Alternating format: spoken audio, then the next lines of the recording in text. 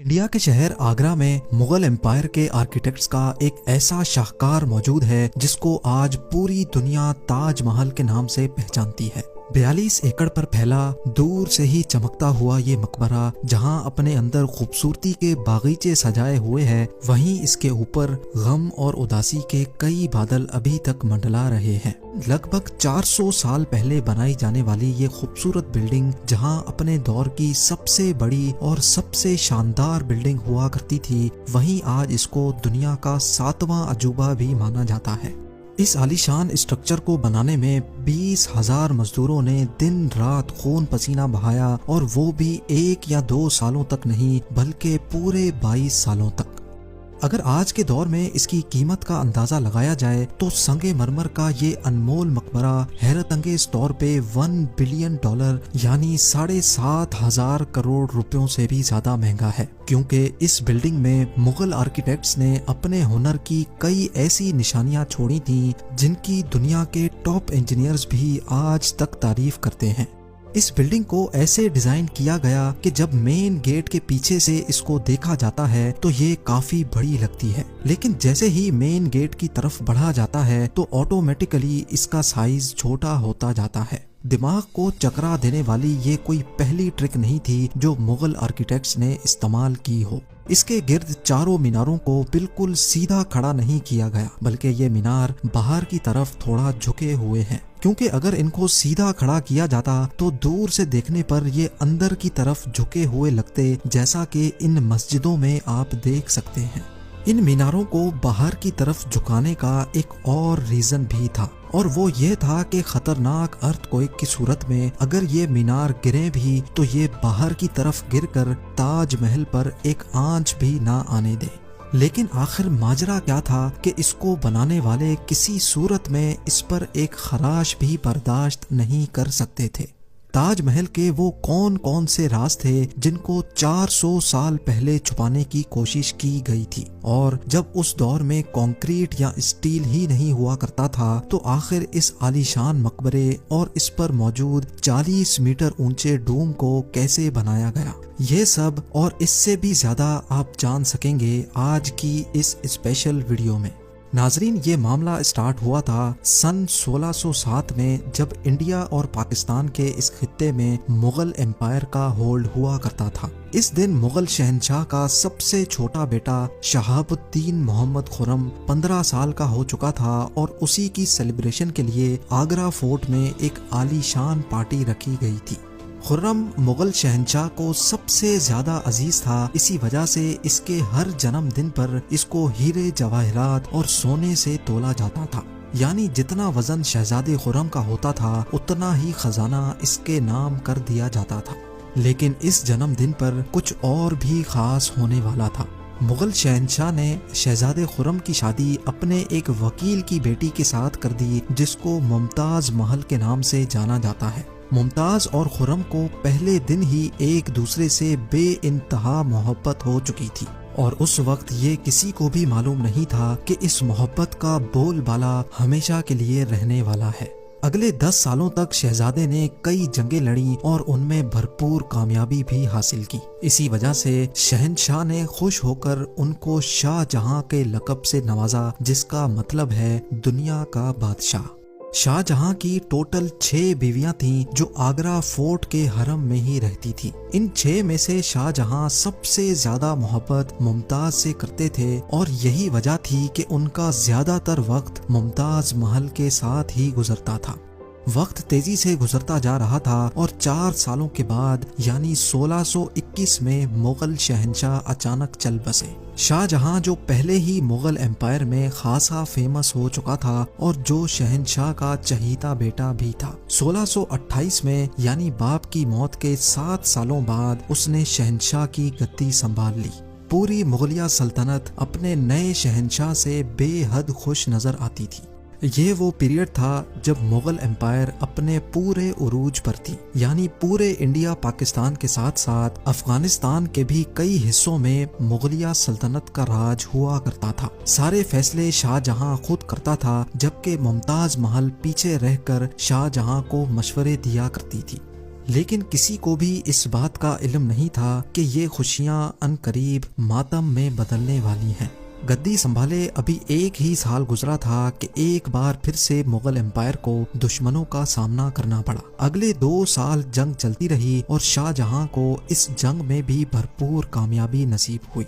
लेकिन शाहजहां अभी इस कामयाबी का जश्न मनाते कि उनको एक अफसोसनाक खबर से आगाह किया गया। मुमताज महल, जो कि शाहजहां के 14वें बच्चे को जन्म दे रही थी, उसकी हालत बिगड़ गई और 17 जून सन 1631 को वो ना चाहते हुए भी इस दुनिया से चल बसी। पूरी मुगलिया सल्तनत का जश्न देखते ही देखते मातम में बदल गया। ये खबर जो शाहजहां पर आग बनकर गिरी थी, उसने तो जैसे इनकी दुनिया ही खत्म कर डाली। शाहजहां की सबसे पहली मोहब्बत और उनकी सबसे अजीज बीवी मुमताज महल इस दुनिया से रुखसत हो चुकी थी। कहा जाता है कि इस गम की परछाई ने शाहजहां को काले अंधेरों में धकेल दिया था। अगले 8 दिनों तक उन्होंने कुछ नहीं खाया और अगले 2 सालों तक ना कोई मौसीकी सुनी और ना ही परफ्यूम लगाया। मुमताज महल ने मरने से पहले एक आखिरी ख्वाहिश की थी। वो चाहती थी कि उनकी कब्र दुनिया के सबसे खूबसूरत मकबरे में बनाई जाए। इस टास्क को और मुमताज महल की आखिरी ख्वाहिश को पूरा करने के लिए शाहजहां ने अपनी सारी दौलत और पूरी जिंदगी वक्फ करने का इरादा कर लिया। मुमताज के गुजरने के 6 माह बाद यानी 1632 में ही ताजमहल की कंस्ट्रक्शन का काम शुरू कर दिया गया।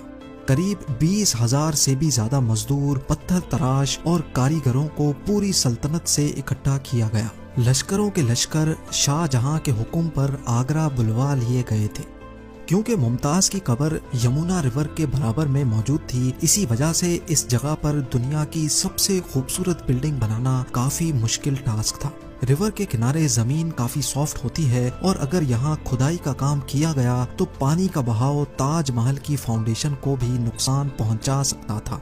इस मसले से निपटने के लिए मुगल इंजीनियर्स ने यहाँ सबसे पहले जमीन के अंदर कई कुएं खुदवाना शुरू किए। मजदूर ये कुएं तब तक खोदते रहते जब तक खुश्क जमीन नजर ना आ जाती थी। इन कुओं को पत्थरों और गारे से भरा गया और फिर उसके ऊपर पत्थरों के बड़े बड़े कॉलम्स खड़े किए गए। इस सारे काम को अंजाम देने के लिए मजदूरों के साथ साथ हाथियों की एक बहुत बड़ी फौज को भी इस्तेमाल किया गया। मुगल इंजीनियर्स की ये ट्रिक काम कर चुकी थी और अब एक ऐसी मजबूत फाउंडेशन तैयार थी जो नरम जमीन पर भी फौलाद बनकर खड़ी थी। फाउंडेशन के बाद अब बारी थी एक ऐसे बिल्डिंग डिजाइन की जो आज से पहले किसी ने भी ना देखा हो। एक ऐसा डिजाइन जो पिछले सारे रिकॉर्ड तोड़ डाले। ताजमहल के डिजाइन का आइडिया शाहजहां ने अपने बाप दादा के मकबरों से लिया था। बाप के मकबरे से मीनारों का आइडिया लिया गया, दादा के मकबरे से बिल्डिंग कोर का आइडिया लिया और अपने अंकल के मकबरे से डोम का आइडिया लिया था। और जब इन सबको कंबाइन किया गया तो एक शानदार और आलीशान डिजाइन उभर कर सामने आया। बिल्डिंग के स्ट्रक्चर को बनाने के लिए लाखों नहीं करोड़ों ईंटें मौके पर ही बेक की गईं। ये सब इतना आसान नहीं था और इसमें लातादाद पैसे भी बहाए जा रहे थे। हर गुजरते दिन शाही खजाना तेजी से खाली होता जा रहा था, लेकिन शाहजहां को किसी चीज की परवाह नहीं थी। बस उनको ये काम हर कीमत पर कंप्लीट करना था। कहा जाता है कि ताजमहल की कंस्ट्रक्शन में इतने ज्यादा लोग लगाए गए थे कि इनकी वजह से आसपास के इलाकों में खाना पीना खत्म हो गया था। 20,000 मजदूरों और कारीगरों की डिमांड पूरी करने के लिए शाहजहां ने आसपास के तमाम इलाकों से अनाज आगरा मंगा लिया था।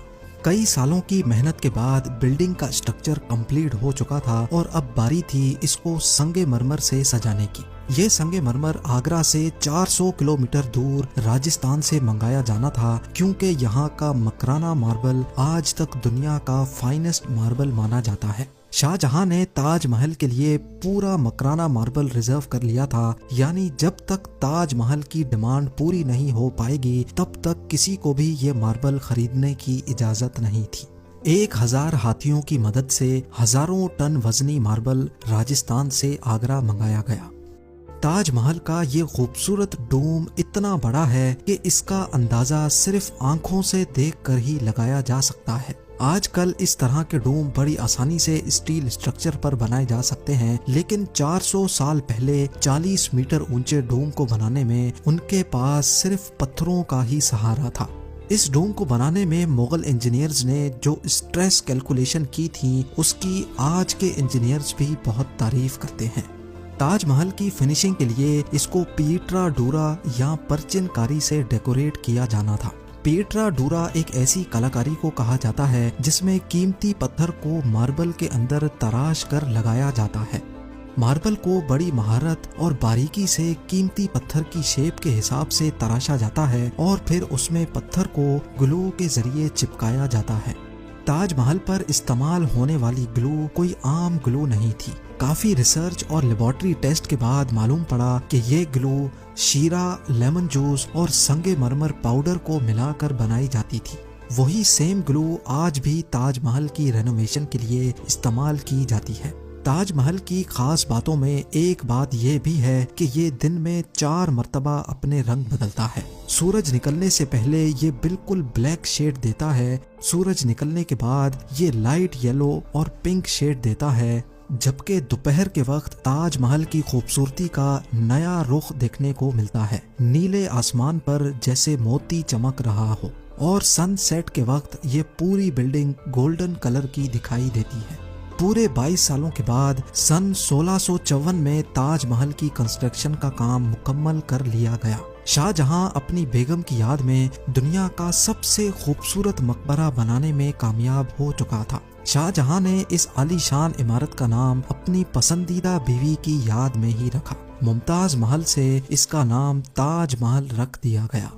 हर साल शाहजहां मुमताज की बरसी पर यमुना रिवर के जरिए ताजमहल पर जाया करते थे। ये ताजमहल की ऐसी एंट्रेंस थी जिसको सिर्फ शाही खानदान के लिए ही बनाया गया था। इस एंट्रेंस की दीवारों पर दिलकश नक्काशी का काम किया गया था, जो शायद सिर्फ शाही आंखों के देखने के लिए ही किया गया था। शाहजहां का ये महंगा तरीन प्रोजेक्ट कंप्लीट तो हो चुका था, लेकिन इसने मुगलिया सल्तनत को तबाही के किनारे पर ला खड़ा किया। 4 सालों के बाद यानी 1658 में शाहजहां और मुमताज के अपने ही बेटे ने शाही तख्त उलट दिया और खुद मुगल एम्पायर का शहंशाह बन गया। शाहजहां जो पिछले 30 सालों से इस तख्त पर राज कर रहे थे, उसको कैदी बनाकर आगरा फोर्ट में ही बंद कर दिया गया। सिर्फ एक फैसिलिटी ऐसी थी जो शाहजहां को दी गई, और वो ये थी कि जिस कमरे में उसको बंद किया गया था, उसकी खिड़की से वो ताजमहल को देख सकते थे। 8 साल कैद में रहने के बाद 74 ईयर्स की एज में शाहजहां भी इस दुनिया को अलविदा कर गए। शाहजहां का अब मुमताज से दोबारा मिलने का वक्त आ चुका था और उनको ताजमहल में ही दफन कर दिया गया। आप लोग भरपूर लाइक और शेयर करेंगे। आप लोगों के प्यार भरे कमेंट्स का बेहद शुक्रिया। मिलते हैं अगली शानदार वीडियो में।